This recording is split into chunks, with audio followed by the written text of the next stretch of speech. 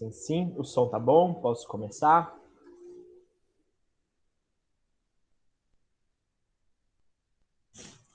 Vamos lá, então. Japão, né? Falar um pouquinho das características gerais do Japão. E é muito importante entender, né, essas características gerais, porque a economia está muito ligada à geografia do Japão, né? Não só a economia, mas a história política do Japão também, as guerras, que a gente vai falar aí de Segunda Guerra Mundial, do envolvimento do Japão na Segunda Guerra Mundial, isso está muito atrelado ao território japonês, porque é um território muito pequeno, né? O Japão está dividido em 4 grandes ilhas. A gente tem a Hokkaido, aqui ao norte, a maior delas, né? A Honshu, onde está Tóquio. Aí nós temos a Shikoku, aqui mais ao sul, e a mais ao sul, a Kyushu. Né? Então são essas 4 ilhas, mas são, se a gente pegar um mapa maior, um mapa mundi, comparar, por exemplo, com a China, com os países, com a própria Rússia que está ali em cima, o território japonês é muito pequenininho, né?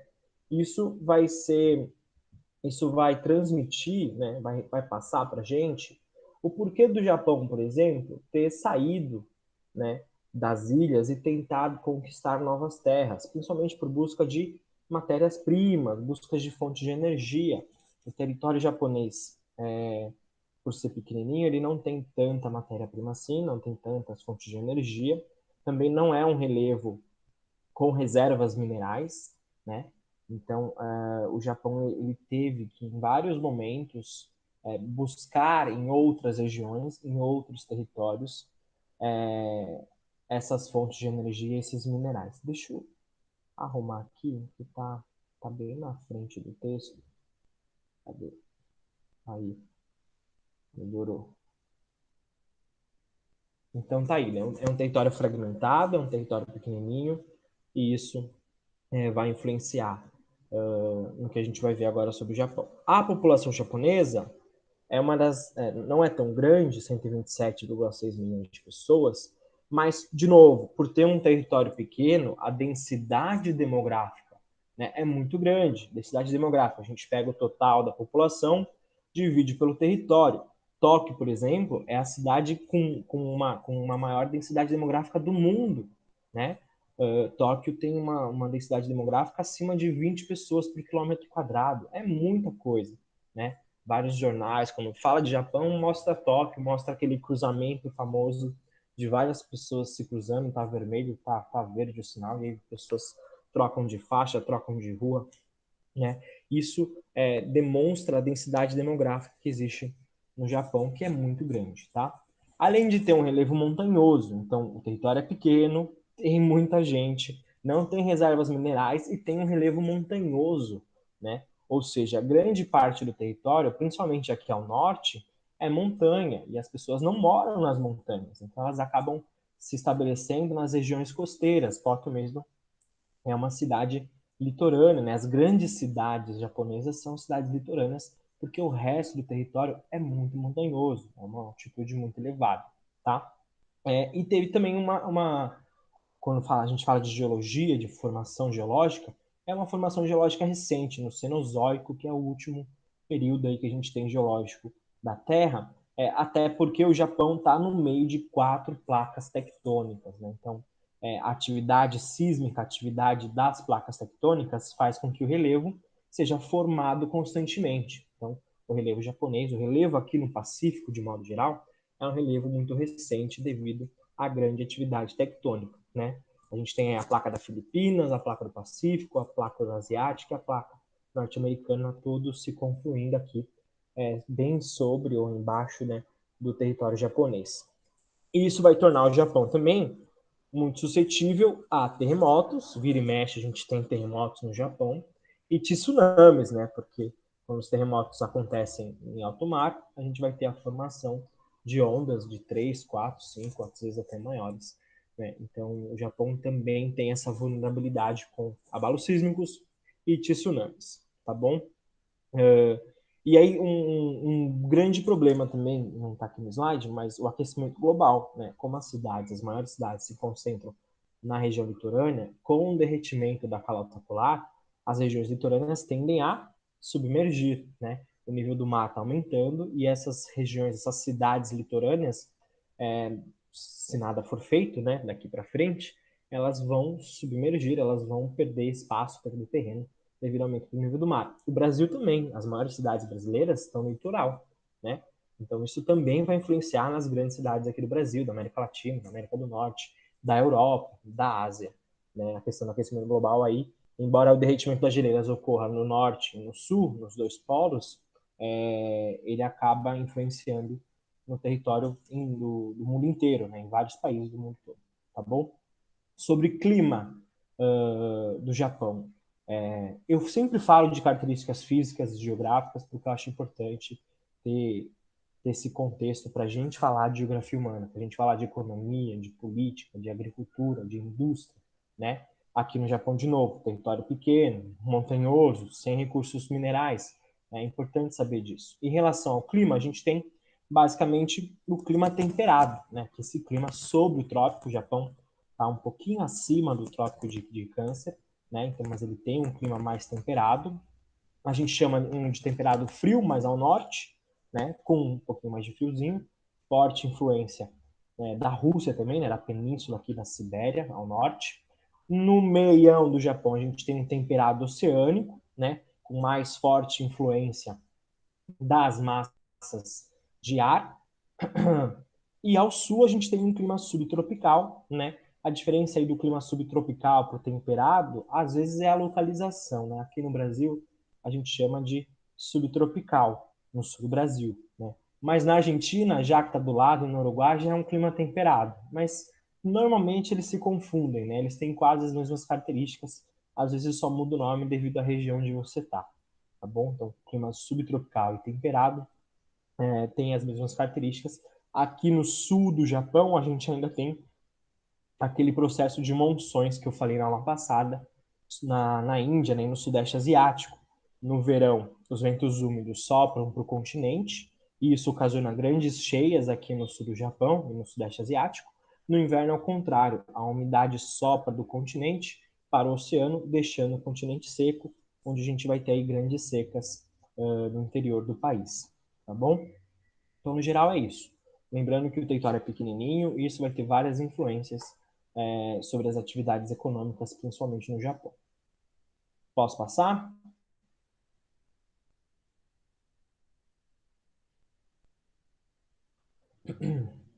Aí a gente vai falar um pouquinho de história, né? E a história do Japão é muito grande, é muito rica, e aqui vale um parênteses também, né? Mesmo no ensino médio, né, na educação básica de modo geral, até na universidade, vocês podem até perguntar um pouco com o professor de história, história geral, história do Brasil, a Bruna também pode responder, mas a gente vê muito pouco sobre a história do Oriente, sobre a história desses países milenares, como China, como o Japão. A gente acaba vendo coisas muito superficiais, né? É claro que não é meu intuito agora dar uma super aula sobre a história e as eras japonesas, né? Mas a gente precisa entender algumas coisas para também entender essa modernização do Japão e como o Japão vira essa potência, né? Como o Japão vira esse país extremamente industrial, extremamente urbano, uma das 7 maiores economias do mundo, tá bom? E aí o Japão, na história ali do Oriente, né, das civilizações orientais, o Japão vai ser muito influenciado pelo Império Chinês. Né? Ele sempre teve uma rixa com a China, eles já entraram em várias guerras, Japão e China, ganhando, na sua maioria de vezes, pelo domínio de regiões onde tem matéria-prima, onde tem recursos minerais. Né? Mas então essa rixa sempre ocorreu, sempre aconteceu entre Japão e China. Nessa época, o poder era centrado no imperador. A gente vai ver que no Japão ainda existe o imperador, né, mas hoje ele é mais um cargo. Ele não manda tanto, né, um cargo simbólico, assim como a rainha da Inglaterra, é um cargo simbólico, tem um primeiro-ministro. A gente vai falar disso mais para frente. Mas nesse período aqui, na era Meiji, que a gente chama, até a democracia Taisho, que é essa mais recente, vai de 1868 até 1926, um pouquinho antes da Segunda Guerra Mundial, a gente tem o poder centralizado na mão do imperador. E aí no século XII, a gente tinha as forças shoguns, né, que eram os samurais, os generais samurais. Então, o Japão, que era basicamente um sistema feudal dentro do Japão. A gente tinha um feudalismo oriental representado pelos shoguns, que eram os generais samurais que comandavam as tribos e as vilas dentro do Japão imperial, tá bom? E os shoguns, como eles detinham a força, detinham o poder militar, né? Não esse poder militar que a gente conhece hoje, um poder militar no estilo feudal, eles ameaçavam sempre o poder do imperador, né? Em 1185, foi instalado o shogunato. Na verdade, existiram vários shogunatos dentro do Japão, como se fossem ditaduras militares. Esses generais samurais, eles acabavam dominando alguns territórios, né?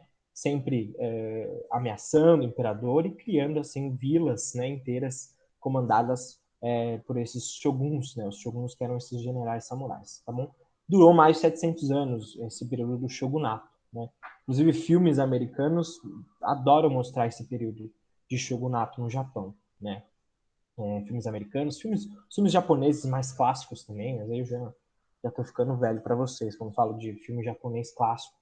São filmes da década de 70, de 60 e 70, tá? E aí, nesse período do shogunato, a economia japonesa vai se fechar, né? Ela vai se fechar porque, é, na verdade, não tinha tanta relação com o exterior, até porque a gente nem sabe muito dessa época, né?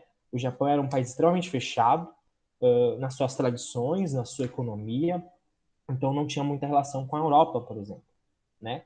Inclusive, a gente vai ter grandes revoluções acontecendo na Europa, nos Estados Unidos, enquanto o Japão estava fechadinho, estava ainda vivendo no sistema feudal. O Japão ficou muito atrasado nesse período. Aconteceu a Revolução Francesa, aconteceu as revoluções industriais, e o Japão estava fechadinho ali no seu sistema feudal ainda, né? Esse isolamento provocado pelo shogunato, principalmente o shogunato aí, Tokugawa, né, ele vai contrariar as leis do capitalismo industrial, capitalismo financeiro, que o mundo estava começando a entrar, né? Então, as próprias potências, a Europa, os Estados Unidos, começam a pressionar o Japão ali no começo dos anos ali do século XX a uma abertura econômica, né? Final do século XIX, começo do século XX, é uma abertura econômica. Justamente tinha muita gente, muita população, então o Japão era um mercado consumidor muito disputado pelas potências, né? Então, todo esse período aí do shogunato, da ditadura dos samurais, né, das vilas, vai fazer com que a economia seja fechadinha. Isso já no século XIX e século XVIII vai fazer com que as potências olhem para o Japão e comecem, né, a pressionar por uma abertura econômica. Em 1853, o Japão vai assinar o Tratado de Kanazawa, né, com os Estados Unidos, onde vai liberar os portos japoneses para a entrada de produtos norte-americanos. Então, aí a gente já tem uma primeira aproximação desse período que já era fechado, mas estava querendo se modernizar para a entrada de produtos norte-americanos, por exemplo, né? Com a assinatura do tratado, a gente vai ter um período de imperialismo dos Estados Unidos na Ásia, né? Hoje, o Japão é a grande, vamos dizer, a grande parceira econômica dos Estados Unidos na Ásia, né? Para disputar até com a China, né? Que hoje tomou o lugar do Japão como principal economia na Ásia. Então, o Japão ele tem grandes acordos comerciais com os Estados Unidos para barrar um pouquinho, né, a influência chinesa ali no Sudeste Asiático, tá bom?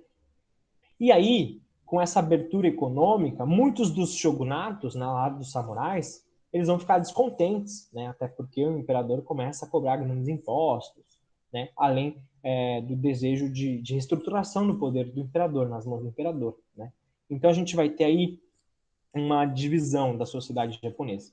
Os camponeses e samurais, né? A força militar e as forças progressistas unidas para derrubar o poder do imperador. E aí, em 1867, a gente tem o imperador Matsuhito Meiji, com o objetivo que ele vai tentar promover algumas mudanças radicais e modernizar ainda mais o país, né? Então, ainda nesse período de abertura econômica, de trazer inovação e modernidade para um Japão que era extremamente feudal. E aí esse imperador, né, qual é o nome dele? O Matsuhito, o Meiji, essa era a Meiji, né?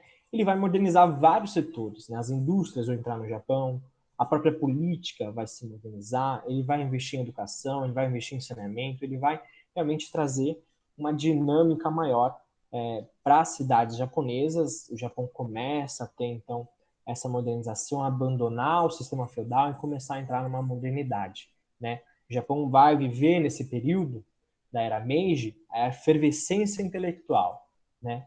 Justamente a cultura japonesa vai começar a ficar cult, né, vamos dizer assim. O resto do mundo vai começar como é que fala? A consumir muito da cultura japonesa, escritos japoneses milenares, a cultura dos samurais, que hoje, né, é símbolo do país, que hoje também está no mundo todo. Então, o Japão consegue se modernizar nesse período, né? E com a modernização, muitas pessoas vão sair do campo e vão para a cidade. Daí a gente vai ter também uma reestruturação da sociedade japonesa, o chamado êxodo rural, que a gente chama aqui, né? As pessoas saem do campo por causa da modernização e vão procurar emprego nas cidades. Isso vai provocar uma grande concentração urbana, muito aí da densidade demográfica de Tóquio, Osaka, Kawasaki, né? Dessas cidades grandes no Japão, são desse período de êxodo rural, da saída da população do campo para a cidade. A solução para tentar conter essa concentração urbana, né, vai ser a emigração. Ou seja, muitos japoneses, devido a esse processo de modernização, mas que vai acabar concentrando muitas pessoas nas cidades, e quando as pessoas se concentram na cidade de uma forma muito intensa, vários problemas aparecem, né? Então, problema de moradia, problemas urbanos, de locomoção, mobilidade urbana. E aí o governo japonês vai incentivar a emigração de japoneses para outros países. Muitos foram para os Estados Unidos, principalmente para o Havaí, né? Para o Peru também recebeu muita população japonesa, o México e o Brasil, né? A maior colônia de japoneses fora do Japão está aqui no Brasil. A gente tem aí o bairro da Liberdade, que tem todo um conflito, né? Que era um bairro negro e foi embranquecido com a vida de japoneses. Mais recentemente, a gente tem tentado recuperar essa origem negra do bairro da Liberdade, né? Ele tem esse nome Liberdade por causa dos escravos libertos que viviam na região, né? E o governo brasileiro teve essa política de embranquecimento da região, justamente com a vida de asiáticos, né? Mas hoje a colônia brasileira, a colônia japonesa no Brasil é muito grande, não só em São Paulo, mas no norte do Paraná também, ali cidades Londrina, Maringá, tem uma colônia de japoneses muito grande também ali no norte do Paraná, tá bom? Então essa foi a solução que o governo japonês usou para tentar, né, de alguma forma mitigar os efeitos dessa expansão urbana e dessa concentração de pessoas nas grandes cidades, promover ou incentivar a imigração de japoneses para outros países, tá? E em 1912, o imperador Meiji vai morrer, né, e assume o imperador Taisho, e a gente entra em uma outra era, numa era extremamente imperialista e dominadora do Japão ali no Sudeste Asiático, tá bom? Tem um filme aí do Tom Cruise que historicamente não é muito correto, acho que os professores de história estariam me criticando agora, mas é um filme muito legal para entender essa modernização do Japão, né?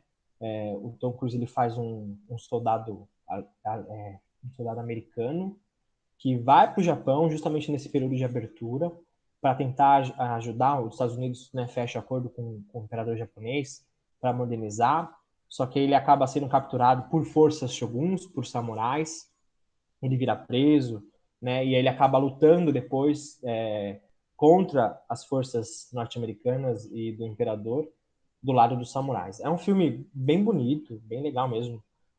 Só historicamente não é muito certo, mas é muito legal para entender esse processo de modernização que o Japão passou no período aí da era Meiji, tá? Tem um outro filme também, esse é mais recente, chama Silêncio.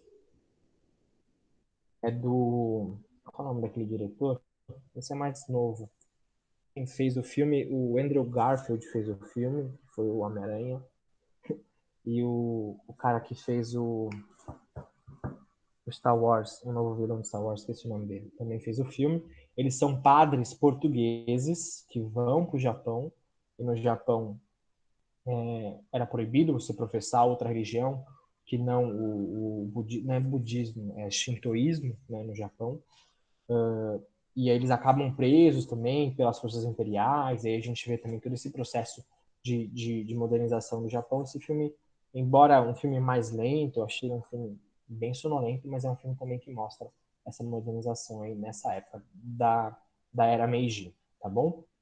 Então aqui a gente sai da era Meiji e entra na era Taisho.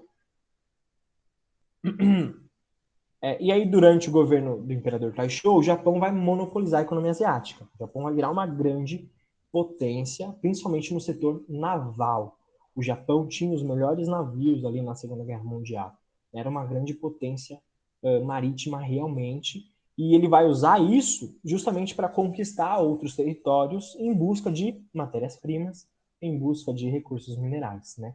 Com a Primeira Guerra Mundial vai eclodir, os produtos japoneses vão começar a inundar o mercado europeu. A mesma coisa que aconteceu aqui no Brasil, naquela política de substituição de importações, lembram? Né? O Brasil importava produtos. Com a Segunda Guerra Mundial, o Brasil começou a exportar produtos industriais porque a Europa estava destruída. A mesma coisa aconteceu com o Japão, mas isso na Primeira Guerra Mundial. Né? Com a Europa destruída, o Japão começa a exportar produtos industriais para a Europa, produtos manufaturados, e isso vai fazer um boom na economia japonesa. Né? Então, o Japão vai ter um crescimento muito grande nesse período aqui da Primeira Guerra Mundial. Com o fim da Primeira Guerra Mundial e recuperação da Europa, o Japão vai entrar numa recessão.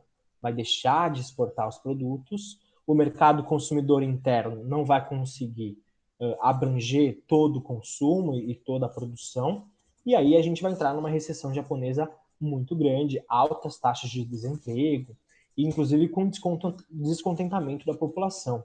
É nesse sentido de descontentamento, de greves, de protestos contra a recessão, nos períodos de crise econômica a gente tem, né, normalmente grandes revoluções, entre aspas, mas grandes movimentos. Isso acontece na América Latina, também acontece na Ásia.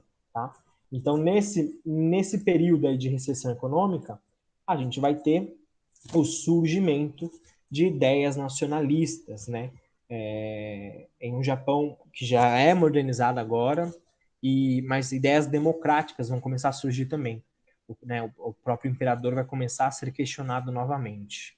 Então é nesse período de crise econômica, de recessão, de desemprego, de grandes manifestações, que as ideias nacionalistas que vão fazer surgir o movimento fascista japonês, né, durante a Segunda Guerra Mundial.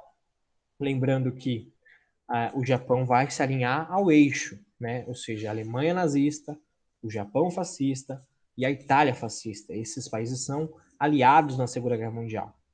Então, de novo, o período de crise faz surgir esse movimento nacionalista. É o que a gente vê hoje em dia também, né? Crises econômicas fazem surgir líderes nacionalistas, como a gente vê na América Latina, na Europa, nos Estados Unidos, bem que agora o Trump foi embora, né? Mas normalmente isso se repete. A história é cíclica, ela não é retilínea, mas ela é cíclica, né? As coisas vão e voltam, vão e voltam. Então, com a morte do imperador Taisho, vai surgir o imperador Showa, né? Que vai nascer também, assim nasce o fascismo japonês. O imperador Showa ele vai se alinhar completamente ao exército, grandes escândalos de corrupção, fora a crise econômica que se acentua, desemprego, fome. Tudo isso vai fazer com que os militares ganhassem mais força no governo, até que dão um golpe, né, e assumem totalmente o governo. O Japão, nessa época, invade a China, a região norte da China ali, que se chama Manchúria, é uma região muito rica em matéria-prima, com carvão, com aço, minerais, né? Então o Japão invade aquela região justamente para pegar esses minerais. Em 1939, os Estados Unidos vão suspender a venda de matérias-primas para o Japão, né? Então, um acordo aí com os Estados Unidos que durou pelo menos um século, quase um século, vai ruir. E aí o Japão vai justamente agora se virar contra o seu grande parceiro econômico, que era os Estados Unidos na época. Né? O primeiro-ministro nessa época, que era o militar, o Tojo, né, vai declarar guerra aos Estados Unidos quando o Japão entra de fato na Segunda Guerra Mundial. Em 1941 a gente teve o ataque a Pearl Harbor, né? Filmes americanos também já mostram isso muito bom. Tem um próprio filme que chama Pearl Harbor, tem um outro filme que chama Cartas de Hiroshima, é muito bom também, é um filme japonês, que demonstra o lado japonês, que a gente vê sempre os filmes do lado americano, né? Esse filme mostra o lado japonês. Pearl Harbor deixa mais de 2.000 mortos norte-americanos na base de Pearl Harbor, no Havaí, e 1.000 feridos, né? Pearl Harbor vai marcar um período de agressões aí na Segunda Guerra Mundial, primeiro porque vai ser o primeiro ataque dentro do território dos Estados Unidos. Os Estados Unidos nunca tinham tido um ataque estrangeiro, né, dentro do seu território. Pearl Harbor vai inaugurar isso. E aí, creio eu que isso inaugura também toda a paranoia, né, da segurança nos Estados Unidos. Segurança com externo, né, segurança com outros países. O ataque de Pearl Harbor vai acabar criando esse sentimento norte-americano de proteção constante, né? E aí o Japão só vai se render após a derrota, após as bombas de Hiroshima e Nagasaki, né? Primeiros lançamentos aí das bombas nucleares, das bombas atômicas. E aí o Japão, né, devido ao vasto poder de destruição das bombas, acaba se rendendo, acaba acabando com a guerra, né? Na verdade, não vai ser a bomba de Hiroshima e Nagasaki que vai acabar com a guerra. A guerra já tinha acabado na Europa, né? O Japão não quis se render, só vai se render com as bombas de Hiroshima e Nagasaki. E aí vai inaugurar um outro período, que é um período de ocupação dos Estados Unidos no Japão. O Japão foi ocupado durante anos por forças militares estadunidenses, né? O que é muito louco. Um país joga 2 bombas nucleares no seu país, você se rende e eles ainda vão lá e ocupam, né, o seu país. Na verdade, isso deve ser beneficiado, o Japão vai ser beneficiado nesse período, porque ele vai se modernizar uma segunda vez. O Japão estava endividado por causa da guerra, o Japão estava com as 2 das grandes cidades destruídas devido às bombas. Os Estados Unidos vai acabar até ajudando a modernizar, a reorganizar a sociedade japonesa, tá bom? Nessa época, o imperador, né, também teve que se render. O imperador é uma figura mística, né, religiosa, é como se fosse um deus, literalmente, né? E aí uma das cláusulas, o Japão se rendeu com o imperador indo à rede nacional de rádio pedindo a rendição de todos os militares para as forças norte-americanas. Foi considerado uma grande demonstração de fraqueza do imperador na época ali da Segunda Guerra Mundial, tá bom? Mas isso inaugura um segundo período de modernização aqui da economia japonesa. Então a gente tem essa nova modernização agora com os Estados Unidos ocupando o território japonês. Essa ocupação vai de 45 até 1952. Esse período, o Japão vai retomar o caminho do desenvolvimento. O Japão estava destruído, precisava ter incentivos, precisava principalmente ter dinheiro, né? Eu acho que não está aqui, mas vocês lembram do Plano Marshall? Lembra que era o Plano Marshall?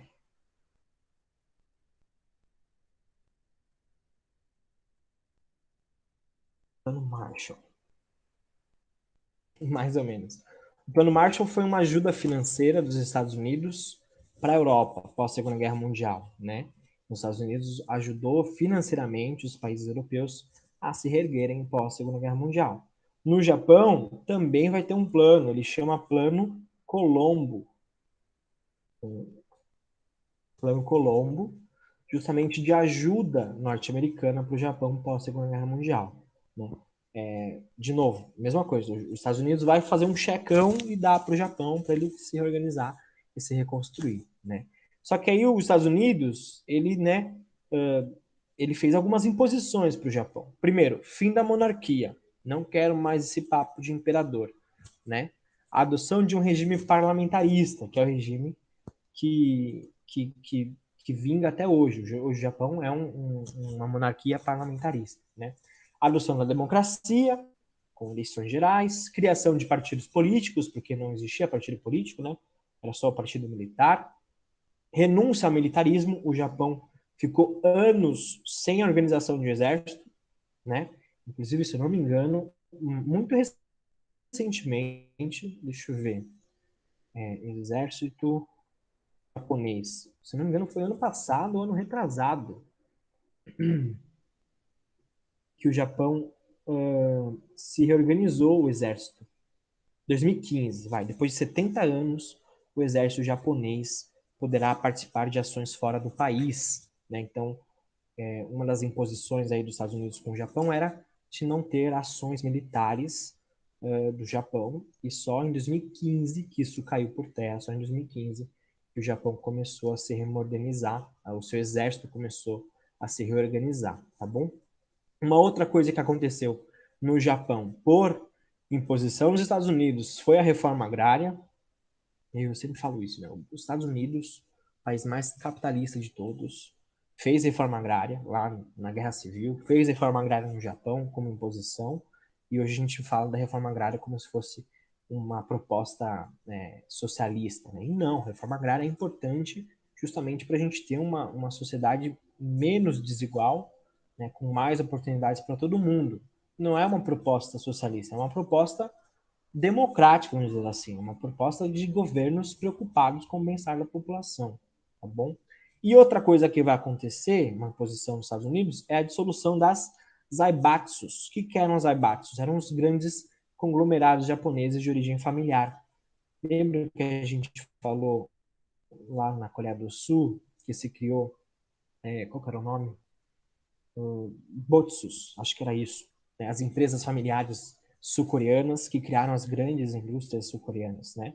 Existiam também as Zaibatsus, que eram essas empresas japonesas que eram grandes, muito importantes para a economia, e os Estados Unidos vai lá e, e dissolve essas empresas justamente para que as empresas americanas entrem no Japão e comandem essa faixa do mercado, né? Então todas essas aí foram algumas imposições que os Estados Unidos fez ao Japão.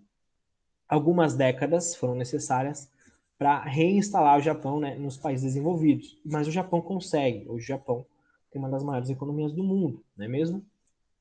Com a ajuda dos Estados Unidos. Então, esse período, mesmo marcado por imposições norte-americanas, um período também marcado por grande sofrimento da população japonesa, porque imagina, de novo, você foi destruído por esse país com duas bombas nucleares, um poder nunca antes usado, e hoje esse país ocupa o seu e ajuda você a se reconstruir. Né? Imagina a mente do japonês da época. Né? Creio que isso tenha criado também no japonês esse sentimento que a gente tem, né, dos povos, da população japonesa, que é o sentimento de respeito, um sentimento mais disciplinado, né, justamente por causa disso. Eles passaram, claro, o Japão não era santinho na guerra, né? Inclusive, durante a Segunda Guerra Mundial, várias foram como é que fala? As denúncias contra militares japoneses de estupros, de abusos sexuais, quando eles invadiam as regiões, né? Mas todo esse processo de perda durante a Segunda Guerra Mundial vai fazer com que o japonês meio que internalize esse sentimento e busque realmente uma melhora, né? Busque realmente não abaixar a cabeça e aceitar tudo, mas busquem o que a gente tem hoje como filosofia japonesa, né? Que é essa educação, essa maior aceitação das coisas, isso tudo a gente vê um japonês na rua e a gente pensa isso, vamos dizer, né? Sem querer ser, como é que fala? Esqueci a palavra, estou esquecendo muitas palavras, mas os japoneses passam isso, né, no mundo todo. A gente teve, durante a Olimpíada, os japoneses limpando as arquibancadas, né? É um povo diferenciado, convenhamos, tá? Mas o Japão também passou por muitas coisas durante a Segunda Guerra e durante a ocupação norte-americana no Japão, tá bom? Os ensinamentos dos Estados Unidos, principalmente com base na produtividade, na economia, na indústria, vão trazer um salto econômico muito grande para o Japão. É nesse período que a gente vai ter a criação do toyotismo, né? A gente tem aí, durante as revoluções industriais, o Taylorismo, lá no comecinho da primeira revolução industrial na Europa, na Inglaterra, né, com um método científico de divisão do tempo das fábricas, ou seja, o trabalhador tinha um determinado tempo para efetuar suas tarefas, isso aumentou a produtividade, isso foi a primeira revolução industrial, lá na Inglaterra. Na segunda revolução industrial, a gente tem o Fordismo, né, nos Estados Unidos, com a fábrica da Ford, né, aí a gente tem a invenção da esteira elétrica, né, da produção em série e da produção em massa, que é o filme do Charlie Chaplin, já viram Tempos Modernos, provavelmente, né? Mostra justamente esse período do Fordismo durante a segunda Revolução Industrial. E aqui, durante a terceira Revolução Industrial, pós-Segunda Guerra Mundial, a gente tem o Toyotismo. O Toyotismo dentro da fábrica da Toyota, né, Toyota japonesa, montadora de automóveis japonesa, justamente vai revolucionar novamente a produção industrial no mundo todo, tá? O toyotismo hoje é exportado no mundo todo, embora hoje a gente esteja passando por uma quarta revolução industrial, e onde vai aparecer outro modelo produtivo, que é o volvismo, a fábrica da Volvo. A Volvo é uma fábrica de automóveis alemã. Isso aqui é indústria 4.0, ou seja, quarta revolução industrial. Mas isso é hoje, tá? Mas ali na terceira revolução, pós-segunda guerra, a gente tem o toyotismo revolucionando a maneira como se produzia as coisas, a maneira, o processo produtivo nas grandes fábricas, né? O toyotismo ele vai vir para diminuir estoques. Você diminuindo seu estoque, você não produz muito e aí você não gera gasto excessivo. Tem a questão do just in time, né, que é produzir no momento certo, e inclusive aqui vai se criar a produção por encomenda, né? As grandes montadoras, principalmente montadoras de carro de luxo, elas não fazem vários carros, mandam para as concessionárias e aí tenta vender. Elas fazem por encomenda, os caras vão lá, encomendam um carro, a montadora faz e ele vende para essa pessoa encomendada. O Toyotismo que vai inaugurar esse processo, inclusive vai inaugurar também essa individualização do consumo, né? Hoje existem, claro, existem produtos para a população de modo geral, produtos de massa, mas cada vez mais o mercado capitalista, o mercado de modo geral, ele tem produtos especiais para cada tipo de pessoa, né? Para cada tipo de, para cada tipo, vamos dizer, de etnia, para cada tipo de sociedade, para cada tipo de orientações. Então, hoje o mercado ele acaba dominando esses vários segmentos comerciais, tá bom? Isso vai ser inaugurado no Toyotismo, lá no Japão, pós Segunda Guerra Mundial. E o Japão vai crescer muito. O Japão vai virar a segunda maior economia mundial durante os anos 90, né? Atrás apenas dos Estados Unidos.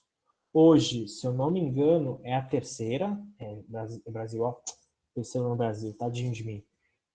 Estados Unidos, China, Japão, tá? Mas chegou a ser a segunda maior economia do planeta. Beleza? Dúvidas com esse momento? A gente passou um período mais histórico aqui para vocês entenderem toda essa modernização japonesa, tá? Inclusive, né, nesse período também vem a revolução no sistema educacional, né? O Japão hoje tem uma das educações mais fortes do mundo, mais empenhadas, com grandes índices aí nos rankings internacionais, tá? Embora, de novo, o Japão também tem um problema muito sério com suicídio de jovens, né? De estudantes, principalmente, porque a pressão é tão grande do cara estudar, passar numa boa faculdade, ter um bom emprego, muitos jovens japoneses acabam cometendo suicídio por causa dessa pressão, dessa disciplina que eles têm que manter, né? Beleza? Indo agora para o final da aula, a gente tem sobre política, como é organizado o Japão hoje, como está o Japão hoje, né? Então, o Japão é uma monarquia parlamentarista, ou seja, ele tem a figura do imperador ainda, né? O imperador Akihito, aliás, que renunciou em 2019, depois de 30 anos, por motivos de saúde. E quem assumiu foi o filho do imperador Akihito. O Akihito é esse aqui de cima, o filho dele é o Naruhito aqui embaixo, né? Mas como eu disse antes, a função do imperador hoje ela é cerimonial, né? Ela é muito mais figurativa, assim como a rainha Elizabeth na Inglaterra, né? A rainha ela tem um papel figurativo, ela é a chefe de governo, né? Que representa o país, mas ela não tem poder assim, de ação. Quem tem poder de ação é o primeiro-ministro, que ele é indicado pelo parlamento, né, e também nomeado pelo imperador, assim como ocorre na Inglaterra também, não sei se vocês sabem. Mas o parlamento vota no primeiro-ministro, e aí o primeiro-ministro depois tem que ir lá na Rainha Elizabeth para dar meio que a bênção dela. A mesma coisa ocorre no Japão, tá bom? E aí o Japão, desde 55, desde pós-Segunda Guerra, é governado pelo mesmo partido, o Partido Liberal Democrático do Japão, né? E aí a crítica que eu faço, a gente vê tantas críticas aí na América Latina, tantas críticas de países, sei lá, da Europa Oriental, de governos que não saem do poder, né? Mas a gente tem no Japão o mesmo partido governando desde 1955. Por que a gente não fala do Japão? Porque é um país desenvolvido, porque é um país rico, é um país com alto índice de educação, né? É um país com mão de obra especializada, então isso acaba não entrando muito na mídia.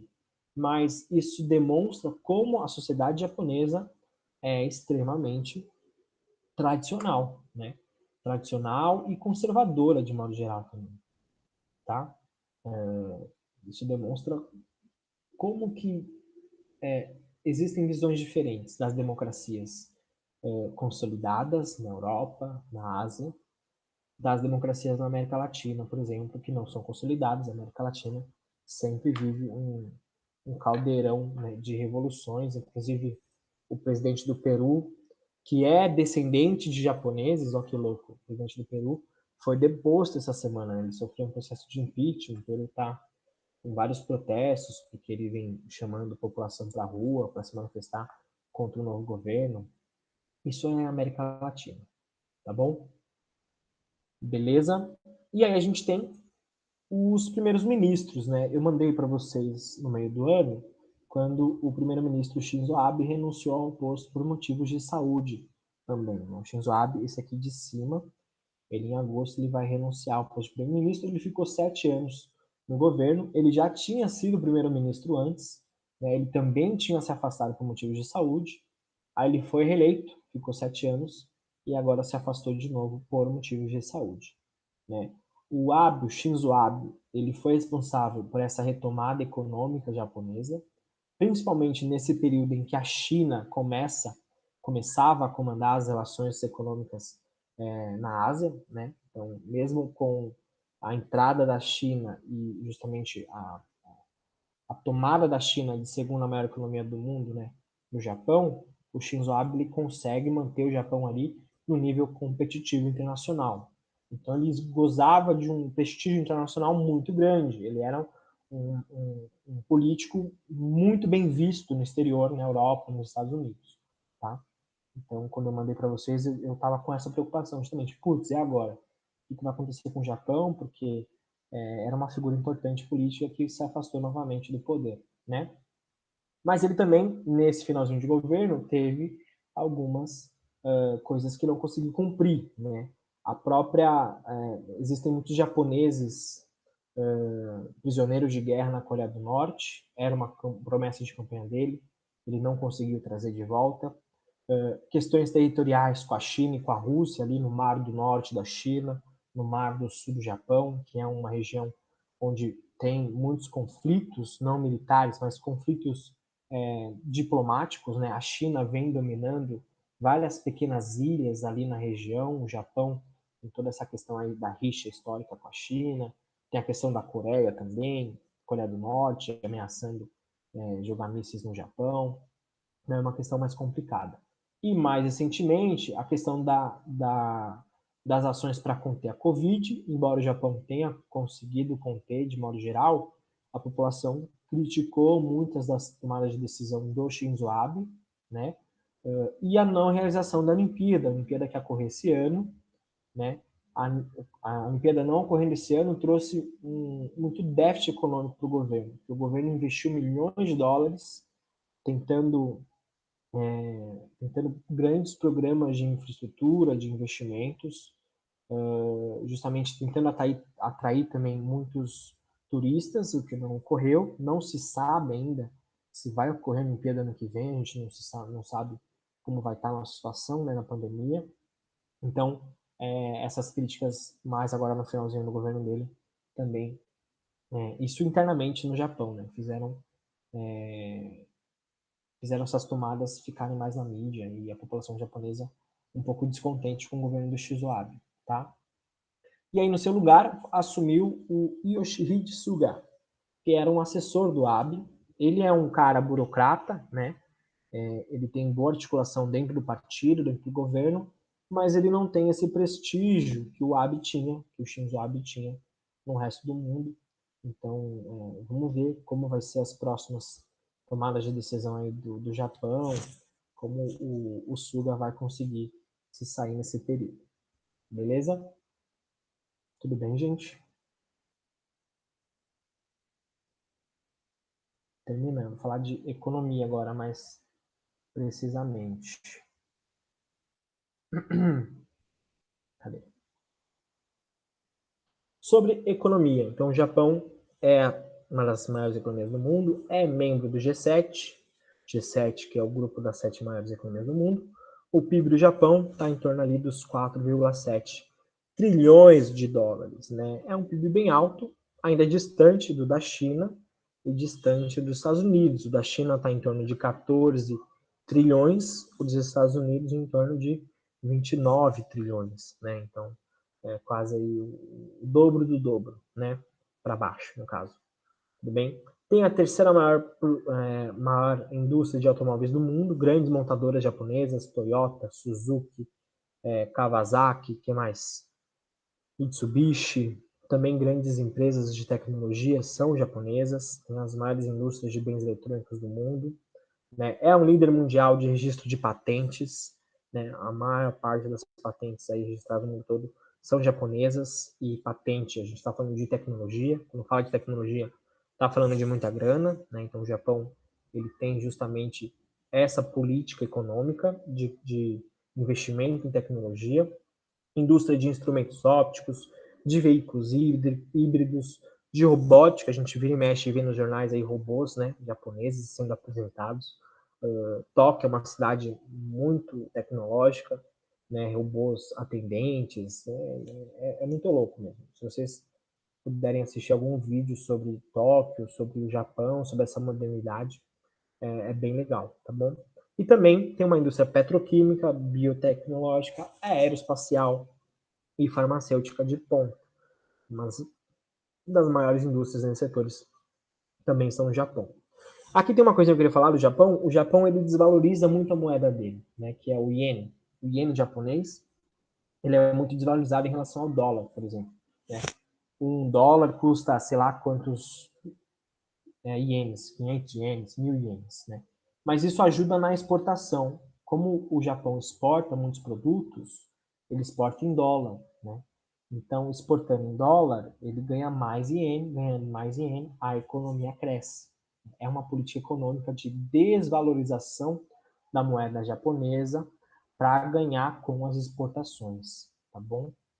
É uma coisa que não dá certo no Brasil, por exemplo, a não ser com as commodities. O Brasil acaba ganhando muito exportando commodities, porque a gente ganha em dólar exportando. Então, hoje o dólar está quase R$ 6, né? Mas a questão de vários produtos que a gente precisa importar, porque a nossa indústria não é tão grande, tão dinâmica, a gente acaba pagando mais caro importando também, porque a gente também importa em dólar, né?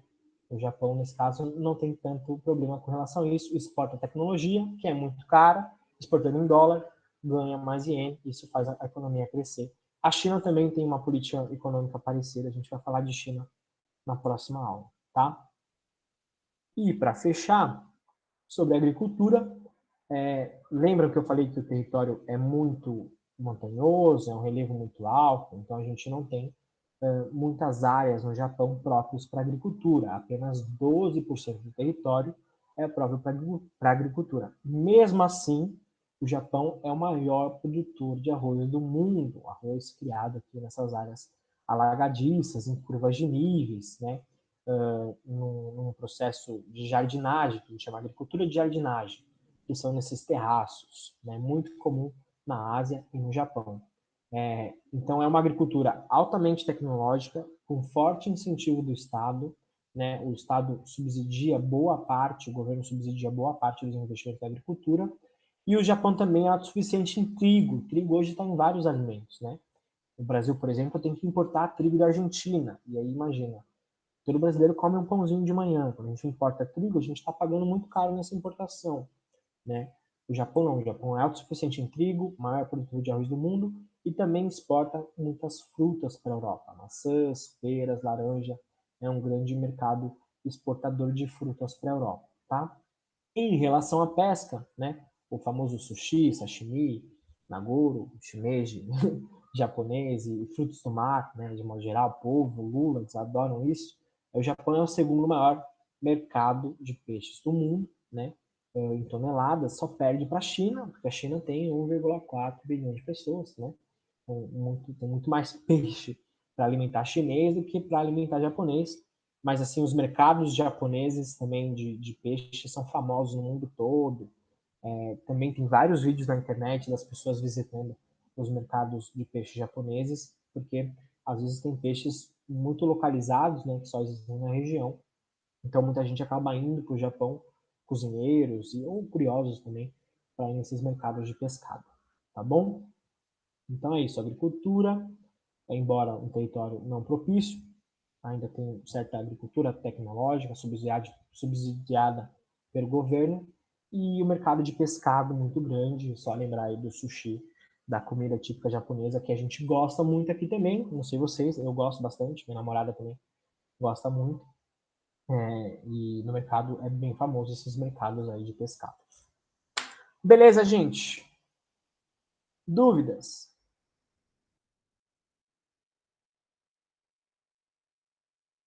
Tranquilo?